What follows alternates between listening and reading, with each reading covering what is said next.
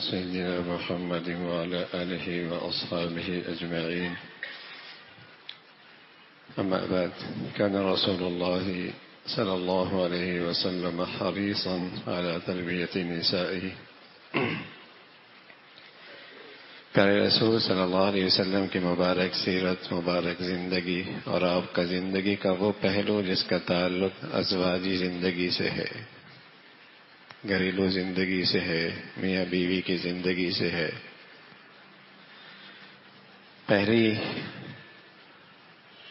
صورت ہم نے وہ ذکر فرمائی جس میں اللہ کے نبی صلی اللہ علیہ وسلم نے اپنے گھر میں محبتوں کو اور آپس کے اعتماد کو اور آپ کی آپس کی خوشگوار زندگی میں اضافہ اور اس میں اور زیادہ بڑھوتری اور ترقی کیسے ہو، وہ آپ علیہ الصلوۃ والسلام کا تذکرہ ہماری پہلی نشستوں میں آیا کہ آپ علیہ الصلوۃ والسلام ہنستے بھی تھے، مزاح بھی کرتے تھے، لطائف بھی سنایا کرتے تھے، دل جوئی بھی فرمایا کرتے تھے، مدد بھی فرمایا کرتے تھے، وقت بھی دیا کرتے تھے، تعریف بھی فرمایا کرتے تھے، اور اپنے گھر والوں کے احساسات کا خیال کرتے ہوئے صفائی نظافت کا بھی خوب اہتمام فرمایا کرتے تھے. ان سب چیزوں کے ساتھ ساتھ آپ علیہ الصلوۃ والسلام آپ اپنے گھر والوں کی، اپنی خواتین کی تربیت بھی فرمایا کرتے تھے. مذاق بھی تھا، محبت بھی تھی، شفقت بھی تھی، ہنسی مذاق بھی تھا، مناسب دلجوئی کے لیے لطائف بھی تھے. یہ سب چیزیں تھیں، لیکن ساتھ ساتھ آپ علیہ الصلوۃ والسلام اپنے گھر والوں کی تربیت سے کسی لمحے غافل نہیں تھے. اور سچی بات یہ ہے کہ اگر منکر داخل ہو جائے نا، گناہ داخل ہو جائے، تو یہ منکر اور گناہ یہ خود محبتوں کی دشمن ہے. اللہ کی نافرمانی اگر گھر میں برداشت کر لی جائے نا، یہ خود محبتوں کی دشمن ہے. پھر کوئی بھی اس گناہ کی نحوست سے ایسا ہو جائے گا کہ محبتیں نفرتوں سے بدل جائیں گی. اس لیے کہ جہاں جراثیم ہوتے ہیں وہاں مکھیاں آتی ہیں نا، وہاں بیماریاں آتی ہیں. جہاں جراثیم ہوں گی وہاں مکھیاں، بیماریاں آئیں گی. جہاں گناہ ہوں گے وہاں شیاطین ہوں گے، اور جہاں شیاطین ہوں گے وہاں دل ٹوٹیں گے. جہاں شیاطین ہوں گے وہاں دل ٹوٹیں گے. جہاں نجاست ہوتی ہے، گندگی ہوتی ہے، مکھیاں ہوتی ہیں، بیماریاں ہوتی ہیں. جہاں گناہ ہوں گے وہاں شیاطین ہوں گے. ان کی غذا ہے نا، ان کی غذا ہے. گناہ شیاطین کی غذا ہے، وہاں شیاطین آئیں گے. جیسے گندگی مکھیوں کی غذا ہے، اور اس کا نتیجہ جراثیم ہیں، بیماریاں ہیں. ایسی جہاں گناہ ہوں گے وہاں شیاطین ہوں گے، اور جہاں شیاطین ہوں گے وہاں دل ٹوٹیں گے. شیطان کی سب سے بڑی کمائی ہے یہ کہ میاں بیوی کا دل خراب کر دو. وہ کبھی کبھی اللہ کے مقابلہ کرنے کے لیے سمندر پہ تخت لگاتا ہے اور اپنے کنندوں سے پوچھا ہے اپنی ذمہ داریاں کیسی بجا لائی. کارگزاری سنتا ہے، کارگزاری سنتا ہے. تو ہر ایک اپنی اپنے انداز سے کارگزاری پیش کرتا ہے. نماز چھڑا دی، تلاوت سے محروم کر دیا، فلاں کوتاہی کروا دی. ایک آتا ہے کہتا ہے میاں بیوی کے اندر لڑائی کا یہ کام ہے، سینے سے لگاتا ہے. یہ ہے آپ نے یہ کام کیا تم نے، اس لیے کہ آپ نے صرف دو شخصوں میں لڑایا نہیں، دو خاندانوں کے درمیان گناہوں کی فیکٹری کھول دی. غیبت، بدگمانی، بدزبانی، بہتان. تو نے فیکٹری کھول دی گناہوں کی. اس سے وہ بڑا خوش ہوتا ہے. تو پیارے رسول صلی اللہ علیہ وسلم ان محبتوں کے ساتھ، ان پیار کے ساتھ، اس شفقت کے ساتھ، ان ہنسی مذاق کے ساتھ تربیت سے غافل نہیں ہوتے تھے. اور کیوں ہوتے؟ آپ نے ساری امت کے لیے بطور شوہر اور بطور زوج کے نمونہ بننا تھا. اور آپ علیہ الصلوۃ والسلام کا اپنا ارشاد ہے کہ دیکھو الا کلکم راع، تم میں سے ہر شخص ایک ذمہ دار ہے. وکلکم مسئول عن رعیتی، ہر ایک سے اپنے ماتحتوں کے بارے میں باز پرس ہوگی. حاکم سے، سربراہ سے، اس کی قوم سے، اس کے ماتحتوں سے، اس کی رعایا کے بارے میں سوال ہوگی. اور والرجل راع علی اہل بیتہ وہو مسئول عنہم، اور اسی طرح شوہر اس سے بھی اپنے ماتحت اور اپنے گھر والوں کے بارے میں بات پرس ہوگی. شوہر کی ذمہ داریوں میں داخل ہے، فرائض میں داخل ہے کہ گھر میں اتنا ماحول ضرور دے دے کہ وہاں گناہ کرنا مشکل ہو جائے، نیکی کرنا آسان ہو جائے.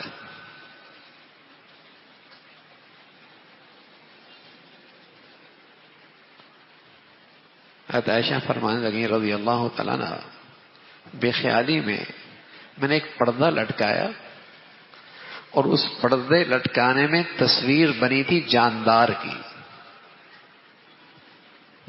کی تصویر بنی تھی. اللہ کے نبی صلی اللہ علیہ وسلم سفر سے آئے، نظر پڑ گئی، اندر داخل نہیں ہوئے. فرمایا پہلے اسے چاک کرو، پہلے اسے پھاڑو.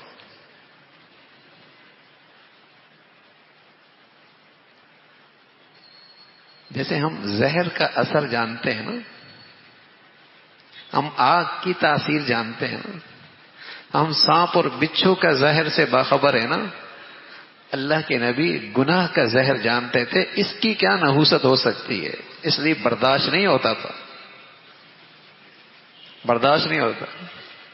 اور پہلے ہمارے گھروں کے اندر بھی یہ چیزیں نہیں تھیں. یعنی کہہ لے کوئی ایسا تصور نہیں تھا کہ ڈیسک پہ اور لانچ میں ننگی تصویروں کے میگزین پڑے ہوں. تصور نہیں تھا. اگر آپ 20 سال پہلے چاہیں، 30 سال پہلے تصور نہیں تھا. بیٹیاں ہیں گھر میں، بہنیں ہیں، ماں ہے، بیوی ہے، ایسی بےہودہ تصاویر کا تصور نہیں تھا. لیکن وہ سلو پوائزن کے ذریعے یہ گندگی دکھاتے دکھاتے اتنا عادی بن گیا کہ اب تو ہر نئے کپڑے کی خریداری کے ساتھ ایک نئی ایسی تصویر کا رکھنا ضروری ہے. اور پوری وہ بکس بنی ہوتی ہیں. اور مرد عورت کے ساتھ، عورت مرد کے ساتھ، باپ بیٹے کے ساتھ، بیٹی ماں کے ساتھ وہ تصویریں دیکھ رہی ہوتی ہے. یعنی اب بےہودگی کی انتہا ہے. اور مجال ہے ماتھے پہ بل آئے، کان میں جوں رینگے، لیکن شرم و حیا کا جنازہ نکل رہا ہوتا ہے. وہ سلو پوائزن کے ذریعے وہ گندگی ایسی پلائی گئی نا، اب یہ سب چیزیں نارمل ہو گئی ہیں. پیتے گئے، دیکھتے گئے، زندگی کا حصہ بناتے چلے گئے، ٹھیک ہو گیا. تو اللہ کے نبی صلی اللہ علیہ وسلم اپنے گھر میں وہ تصویر جو پردے پہ لٹکی ہوئی تھی، جاندار کی تھی، برداشت نہیں کی. تو میں اسے چاک کروں. حضرت عائشہ فرمانے لگی جب تک میں نے اسے ہٹایا نہیں، آپ اندر داخل نہیں ہوئے. تو اللہ کے نبی صلی اللہ علیہ وسلم اپنے گھر کی تربیت سے غافل نہیں تھے. اگر گھر کے ماحول میں اور گھریلو عورتوں میں گناہ آتے ہیں تو اس میں مرد کی غفلت ہے، مرد کی کوتاہی ہے کہ اسے وہ ماحول نہیں دیا، وہ زندگی نہیں دی، وہ تعلیم نہیں دی جس سے اس کے دل میں گناہوں کی نفرت پیدا ہو جائے، نیکی کا شوق پیدا ہو. وہ ماحول ہی نہیں گھر میں بنایا. ایک دوسرے سے شکوہ شکایت تو ہوتی ہے، اس لیے نہیں ہوتی کہ اللہ کی نافرمانی کیوں ہو رہی ہے، نیکیوں میں اہتمام کیوں نہیں، اس لیے شکوہ شکایت نہیں. ساری شکوہ شکایت ذاتی. ذاتی خواہشات کی بنیاد پر ساری شکوے شکایت اس پہ ہوتی، اس لیے نہیں کہ تم تہجد میں نہیں اٹھی، یہ گناہ کیوں ہو گیا ہے، تم نے ہمیں تہجد میں اٹھایا نہیں، اس لیے شکوے شکایت نہیں ہوتے۔ اور اگر کوئی ایسا دینی شکوہ ہو بھی جائے تو اس کے پیچھے ہوتا وہی ذاتی عناد ہوتا ہے، لبادہ دین کا اوڑھ لیتے، غصہ کچھ اور ہوتا ہے، پیش کسی اور انداز میں کیا جاتا ہے۔ تو اللہ کے نبی صلی اللہ علیہ وسلم کی گھریلو زندگی میں کبھی ایسا نہیں ہوا کہ اپنی ذاتی خواہشات پر کبھی آواز بلند ہوئی، کبھی نہیں، بلکہ ایسے موقع پہ آپ نے گھر والوں کی آواز کی بلندی کو برداشت کیا۔ آپ کی آواز آہستہ تھی، گھر والوں کی آواز اونچی تھی۔ ابو بکر عمر رضی اللہ تعالیٰ کو جب یہ بات پتہ لگی کبھی کبھی آپ کی بیوی کی آواز آپ سے بھی بلند ہو جاتی ہے، تو آ کے اپنی بچی حفصہ سے پوچھا ایسا ہوتا ہے؟ کہاں ایسا ہوتا ہے؟ کہ پھر اللہ کے نبی کیا کرتے ہیں؟ فرمایا اللہ کے نبی صبر کرتے، تحمل برداشت کرتے ہیں۔ کبھی اپنی ذاتی خواہش اور اپنی ذاتی جذبہ اور اپنی چاہت اور اپنی خواہش پر مجال ہے آواز بلند ہوئی ہو، لیکن منکرات برداشت نہیں تھے، گناہ برداشت نہیں تھا۔ اور سچ بتاؤں، سچ بتا رہا ہوں میرے عزیزوں، جب میرے گھروں میں میاں بیوی کے اندر اللہ کا لحاظ زندہ رہے گا، اللہ میاں بیوی کے اندر بھی ایک دوسرے کا لحاظ پیدا کر دے گا۔ یہ پتھر پہ لکیر ہے۔ جب تک میرے گھر میں اور میاں بیوی میں اللہ کا لحاظ باقی رہے گا تو میاں بیوی کے اندر بھی ایک دوسرے کا لحاظ باقی رہے گا۔ سچ عرض کر رہا ہوں، جب تک باپ بیٹے میں اللہ کا لحاظ ہوگا کہ باپ بیٹے کی تربیت کر رہا ہے اللہ کا لحاظ کر کے، اللہ سے ڈرتا ہے، اس لحاظ سے بچے کو سمجھاتا ہے، تربیت کرتا ہے، تو بچے کے دل میں باپ کا لحاظ رہے گا دل میں۔ اور جب ان رشتوں میں اللہ کا لحاظ ختم ہو گیا تو ان کے آپس کا لحاظ بھی ختم ہو جاتا۔ جب انہوں نے اللہ کا لحاظ نہ رکھا تو اللہ نے پھر اس دنیا میں سزا دی کہ ان دونوں کے ایک دوسرے کے دل بھی ایک دوسرے کے لحاظ سے، عظمت اور احترام سے خالی ہو گئے، اس لیے کہ انہوں نے اللہ کا احترام نہیں کیا نا، اللہ کی عظمت کا خیال نہ رکھا نا، اللہ کی عظمت کا خیال نہ رکھا۔ سزا ملی کہ ان دونوں کے دل بھی ایک دوسرے کے احترام اور عظمت سے خالی ہو گئے۔ پہلے تو مل جل کے گناہ کرتے ہیں اور مل جل کے ایک دوسرے کی گناہوں میں معاون اور مددگار بنتے ہیں، گناہوں میں ایک دوسرے کی حوصلہ افزائی کرتے ہیں، اور جب اس کا ریئیکشن آتا ہے پھر سر پیٹتے ہیں۔ وہ تو آنا ہے، وہ تو پھر آنا ہے۔ جب اللہ نے کہا نیکیوں میں ایک دوسرے کا ساتھ دو، وہ تو نے کیا، تعاون کیا گناہوں میں، اس میں ایک دوسرے کا حوصلہ بڑھایا، ایک دوسرے کے ہاتھ پکڑا، ایک دوسرے کی مدد کی۔ تو جب گناہوں میں ایک دوسرے کا ساتھ دیا تو پھر اللہ نے دلوں میں ایک دوسرے کا لحاظ بھی نکال دیا، احترام بھی نکال دیا، عظمت بھی نکال دی۔ تو اللہ کے نبی صلی اللہ علیہ وسلم گھر میں منکر آ جائے، گناہ آ جائے، یہ برداشت نہیں ہوتا تھا۔ اور آپ علیہ الصلوۃ والسلام فرمایا کرتے تھے، دیکھو جیسے سربراہ قوم کا ذمہ دار ہے اور اس کا مسئول اور اس سے باز پرس ہونی ہے، اسی طرح شوہر بھی اپنے گھر والوں کے سلسلے میں ذمہ دار ہے، ان کے بارے میں اس سے باز پرس ہوگی، اس کے بارے میں باز پرس ہوگی، یہ اس کی ذمہ داریوں میں داخل ہے، اسے دین کا علم سکھائے، اس کی ذمہ داریوں میں داخل ہے، اسے نیکی کے راستے پہ لے کے آئے، اس کی ذمہ داریوں میں داخل ہے، اسے نیکی کا ماحول دے، اس کی ذمہ داریوں میں داخل ہے، جس سے اس کے دل میں نیکیوں کا ذوق شوق پیدا ہو، گناہوں سے گھن اور نفرت پیدا ہو جائے، یہ اس کی ذمہ داریوں میں داخل ہے۔ اللہ کے نبی صلی اللہ علیہ وسلم، میں عرض کر رہا ہوں یہ بھی دین ہے۔ آپ کی یہ ازواجی زندگی، میاں بیوی کا جو رشتہ ہے، اس کے اندر بھی دین زندہ کرنا ہے۔ شوہر کو اپنی یہ ذمہ داریاں بھی پوری کرنی ہیں۔ تو آپ علیہ الصلوۃ والسلام کیا کرتے تھے؟ عائشہ حضرت ام سلمہ فرمانے لگی جو اللہ کے نبی کی بیوی ہیں، فرمایا ایک رات اللہ کے نبی صلی اللہ علیہ وسلم اچانک اٹھ کھڑے ہوئے اور فرما گئے سبحان اللہ سبحان اللہ سبحان اللہ، اللہ نے اس رات میں خزانوں نیکیوں کے کتنے خزانے اتارے ہیں اور کتنے فتنے بھی اس رات میں اترے ہیں۔ اور پھر فرمایا پھر کون ہے جو اپنی ازواج کو رات کی عبادت کے لیے کھڑا کرے گا؟ پھر اللہ کے نبی صلی اللہ علیہ وسلم فرمانے لگے رب کاسیات فی الدنیا عاریات فی الآخرہ، کتنی ایسی ہیں جو عورتیں دنیا میں لباس پہنی ہوئی ہوں گی لیکن آخرت میں لباس سے خالی ہوں گی۔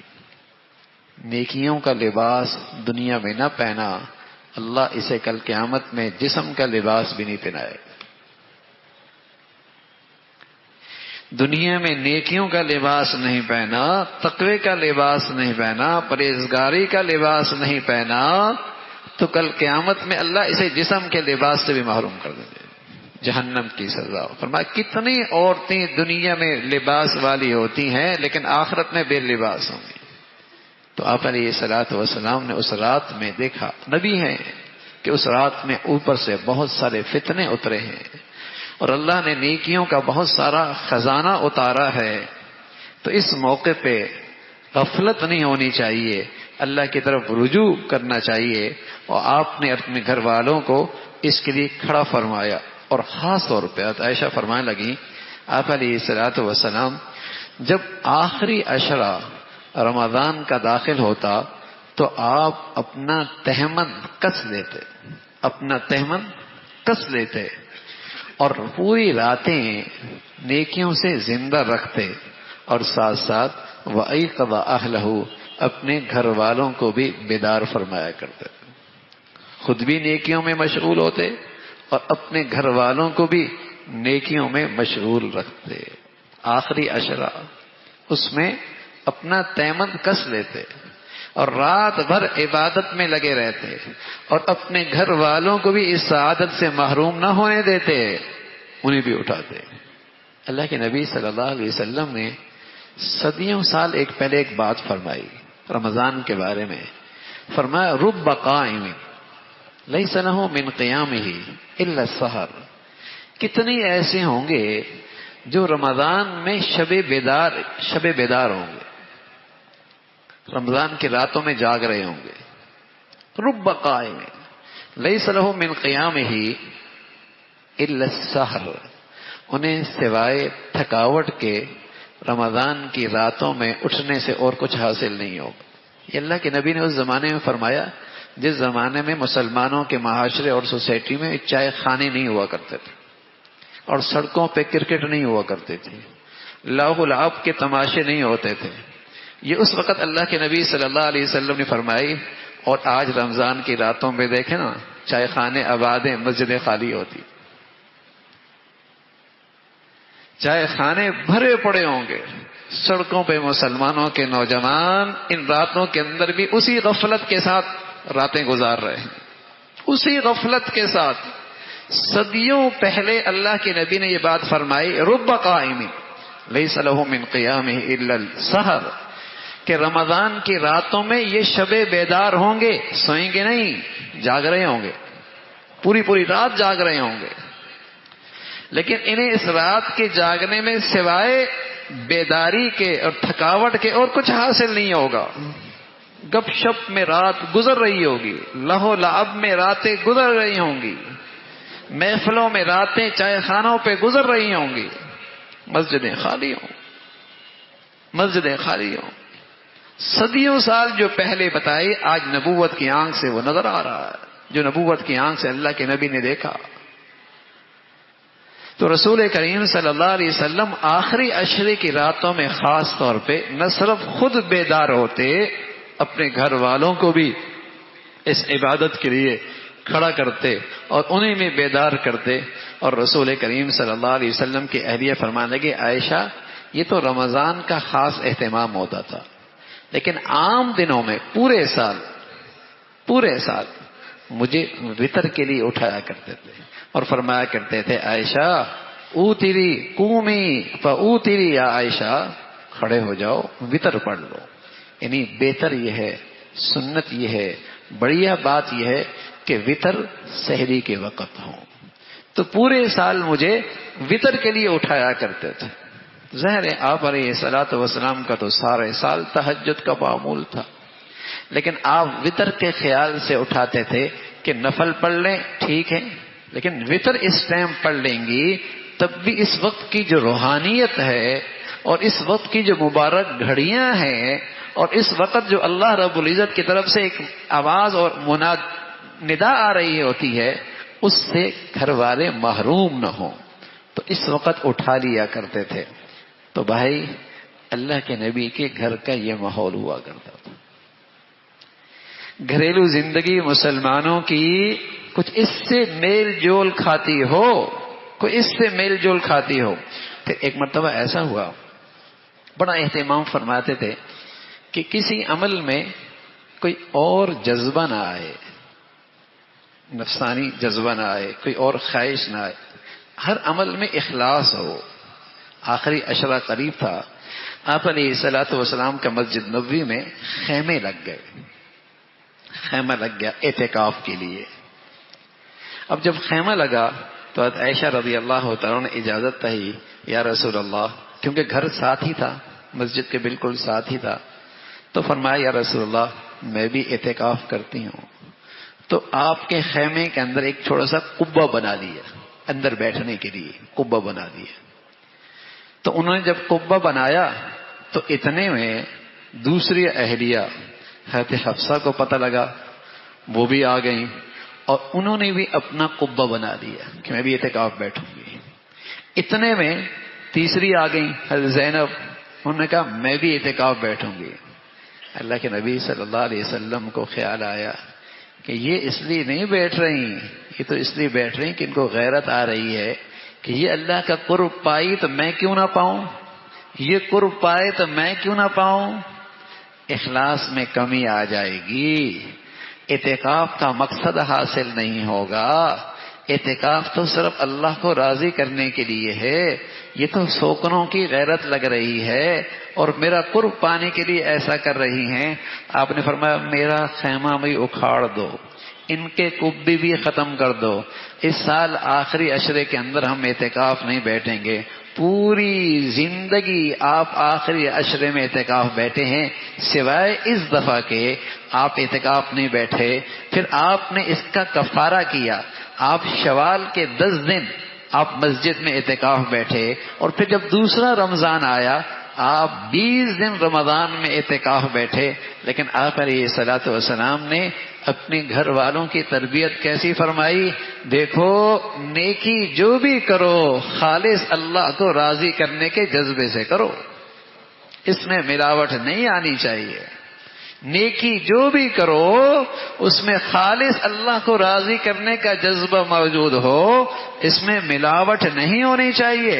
تو آپ علیہ الصلوۃ والسلام نے اس انداز سے، اچھا سب کے اکھاڑ دیتے خود رہ جاتے، سب خفا ہو جاتی، تو اپنی بھی قربانی دی، اپنی بھی قربانی دی، اور آئندہ سال پھر اس کا ازالہ کیا، آئندہ سال اس کا ازالہ کیا. 2 کو منع کر دے 1 کو رکھ لیتے، یہ بھی نہیں کیا، مساوات بھی رکھی، مساوات بھی رکھی. لیکن ساتھ ساتھ رسول کریم صلی اللہ علیہ وسلم نے تربیت بھی فرمائی، اس انداز سے سب کو موقع دیا. آپ علیہ الصلوۃ والسلام اپنی اہلیہ کو اور اپنے گھر والوں کو اذکار سکھایا کرتے تھے، ذکر سکھایا کرتے تھے. ایک مرتبہ فجر کی نماز پڑھ کے نکلے تو ایک اہلیہ کے پاس سے گئے اور وہ حضرت سودا تھی، حضرت جویریہ تھی، وہ بیٹھے اپنے مصلی پہ ذکر کر رہی تھیں. پھر اللہ کے نبی صلی اللہ علیہ وسلم چاشت میں ان کے پاس آئے تو پھر بھی اب تک ذکر کر رہی ہیں. آپ علیہ الصلوۃ والسلام نے فرمایا میں تمہارے پاس سے گیا ہوں نا تو میں نے 4 کلمات 3 مرتبہ پڑھے ہیں، 4 کلمات ہیں اور 3 مرتبہ پڑھے ہیں، اور وہ یہ ہیں سبحان اللہ و بحمدہ عدد خلقہ ورضا نفسہ وزینۃ عرشہ ومداد کلماتہ. یہ 4 کلمے ہیں اور میں نے 3 مرتبہ پڑھے. دیکھو تم صبح سے لگی ہو چاش تک، جتنا تم نے ذکر کیا ہے نا، یہ 3 مرتبہ 4 کلمات پڑھ لو، تمہارے سارے ذکر کے برابر ہو جائے گا. تھوڑے وقت میں نفع زیادہ، تھوڑے وقت میں کمائی زیادہ. تو یوں رسول کریم صلی اللہ علیہ وسلم اپنے گھر والوں کو ایسے اذکار بتایا کرتے تھے، ایسی تعلیم دیا کرتے تھے کہ تم صبح سے بیٹھی ہو، چاشت ہو گیا ہے، ہم تمہیں ایک ایسا ذکر پڑھتے ہیں کہ اللہ کی حمد و ثنا ہو کتنی، جتنی اللہ کی مخلوق ہے، کتنی اللہ کی حمد و ثنا ہو جتنا اللہ چاہتا ہے. اللہ کی حمد و ثنا کتنی، جتنا عرش کا وزن ہے. کتنی اللہ کی حمد و ثنا، فرما اتنی جتنے اللہ کی تعریف ہے. اللہ کی تعریف لامحدود ہے. اتنا اللہ کی حمد و ثنا ہو. تو مختصر سے کلمات میں بڑا مفہوم، بڑا مضمون موجود ہے. یوں رسول کریم صلی اللہ علیہ وسلم اپنے گھر والوں کی تربیت فرمایا کرتے تھے. اللہ رب العزت بھائی عمل کی توفیق نصیب فرما دے.